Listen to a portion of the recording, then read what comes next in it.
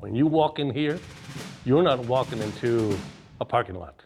You're not walking into some side road freak show. This is the real deal. This is Camp Naco. This is where the Buffalo Soldiers lived.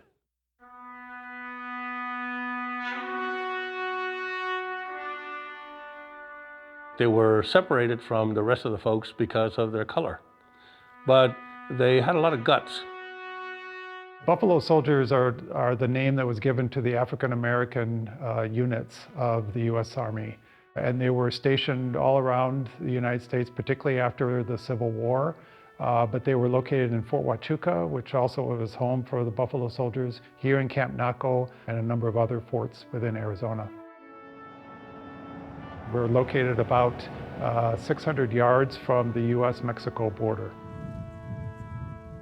Camp Naco was established as a result of the Mexican Revolution, which started in 1910. And so U.S. troops were gathered on the border, and in 1919, Camp Naco, a permanent encampment, was established here as part of a whole chain of encampments along the U.S.-Mexico border from Texas all the way to Nogales, Arizona. There were 35 of these encampments along the border, and there were 2 that were made out of adobe. This being the last of the remaining of those. I'm associated to this place here because of the military. I'm a soldier once, a soldier forever. 20 plus years, military intel. I retired out of Fort Huachuca, which is also the home of the Buffalo Soldiers, or one of. This place here is very dear and close to me. It's hallowed ground, in my opinion.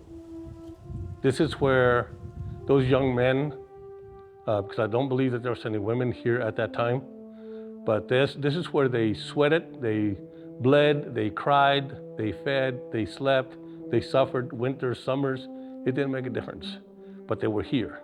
They were here to protect the ranchers, the locals, the United States border from the possible overspill of the Mexican nationals that were going across the border over here, fighting each other for control. There's 19 acres here, and originally there were 30 plus buildings here. The goal is to rehabilitate about 20 of those buildings, and we are planning on creating a community center for the town of Naco, as well as allowing for artists and residents to be housed here, and to create a community center and an artist center for people to begin to explore different themes about borderlands, about African-American heritage that's here, and a number of other themes. We're hoping to really develop new kinds of histories, new stories, and new knowledge that can be created from that. I want to see this place here become the Buffalo Soldier Queen of the Southwest. Rejuvenate the history, hopefully get the place back on order so that the rest of the community and whoever else wants to come out here can enjoy it and see it for what it was and hopefully what it will be. Because there's physical remains, there's tangible evidence of what was here. And so that then allows us to tell the story of some of those intangible things about what happened here, what were the stories that could be told here. And that's what we're hoping to do. If this can become a center for education of kids and grown-ups alike, that would be absolutely phenomenal.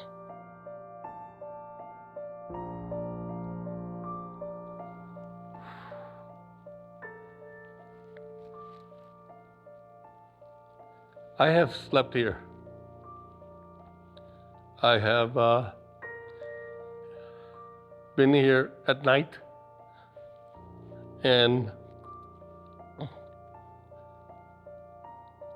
this place is absolutely peaceful. We owe it to them. It's our job. We gotta do this.